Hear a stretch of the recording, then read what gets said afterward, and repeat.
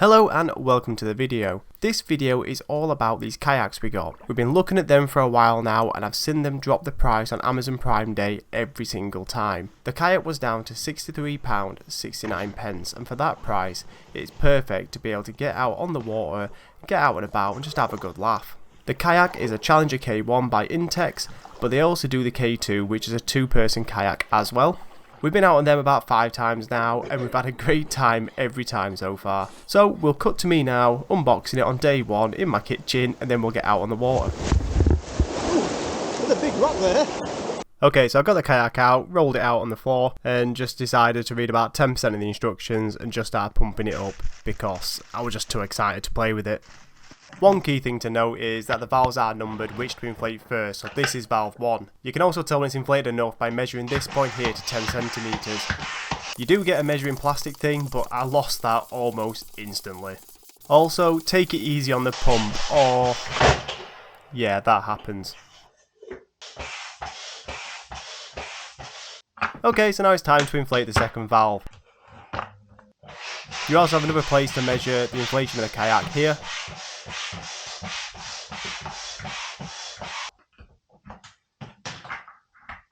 I chose to just blow up the seat with my mouth because it was just easier, and you just stick that in with a velcro just on the bottom. Click the buckles on the seat on each side in and pull them tight to keep the seat nice and rigid when you're sat in there.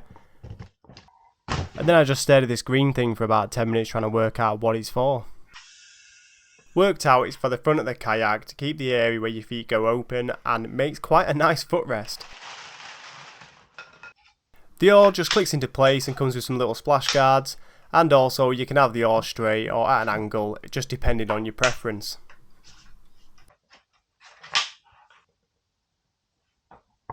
So it was time to sit in the kayak for the first time and I just ended up contemplating my life for like 10 minutes.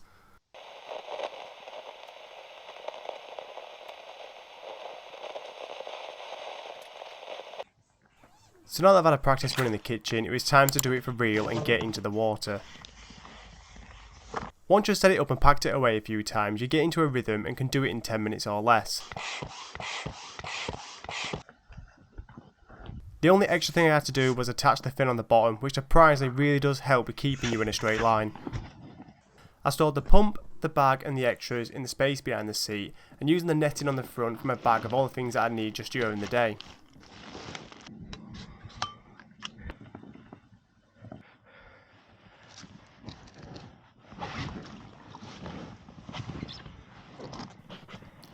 So as I'm just getting into the kayak, this guy just randomly catches a fish.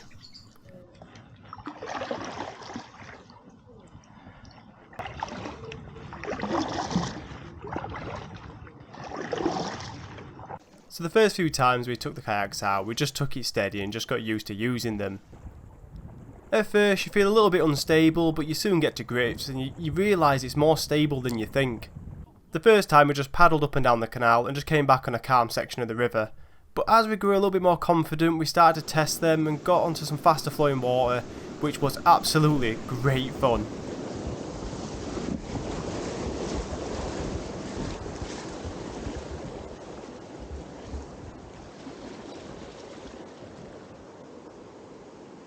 Now that we have more experience with the kayaks, we've been out on them about 5 times now, we are happy to take the rougher sections of the river, and we actually look forward to them. This bit even made me make a strange noise.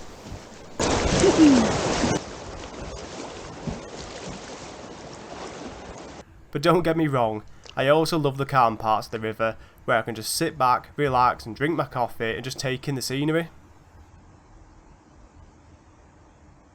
So yeah, £60 kayak, well £63 kayak, pretty good. I think we've been out every single weekend since we got them, which has been great.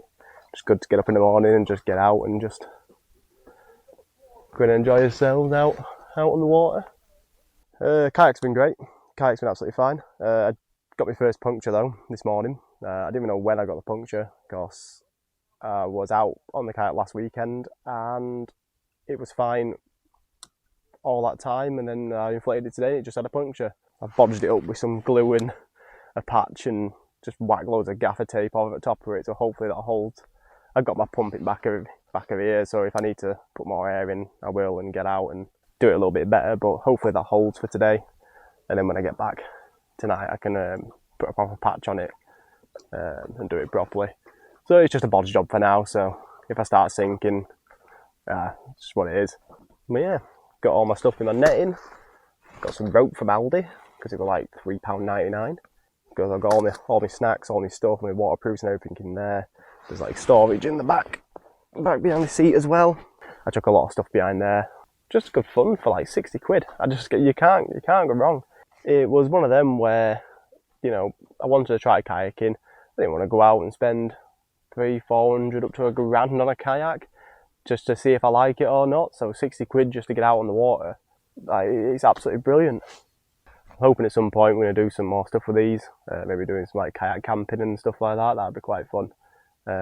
Maybe doing some more rivers and things like that. They're quite far in front now, so I'll go and catch them up. They're over there. So let's catch them up and get some kayaking done.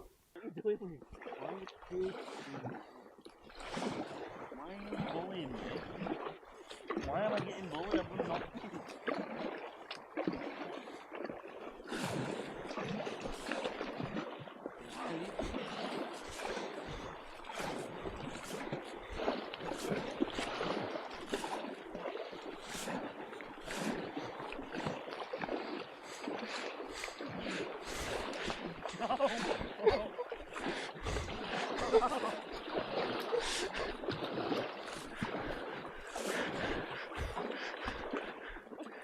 Why am I going in there?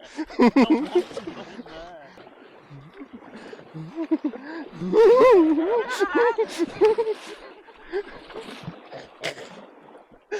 Oh. Why does it always end up that? It's just like we peacefully go down for a while and then all of a sudden we just start ramming each other.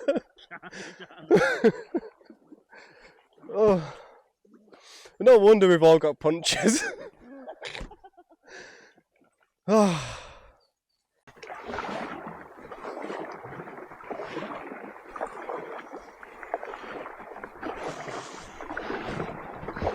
You do get splashed a little bit. You've got these little guards on here that's supposed to stop the splashes, but I think if you're going to go kayaking, you've just got to accept you're going to get wet.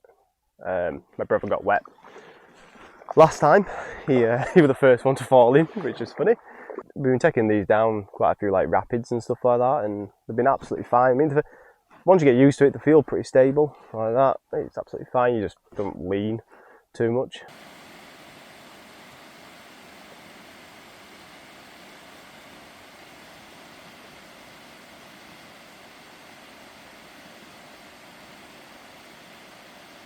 We find that the easiest thing to do when we get to a lock is just get out and carry them over and just get back in at the other side.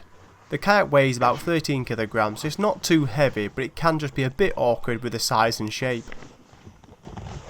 Back in.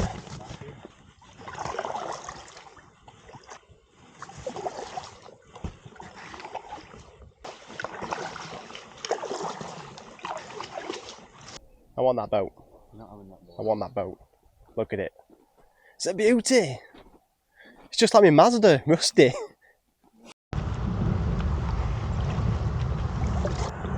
That's the A1.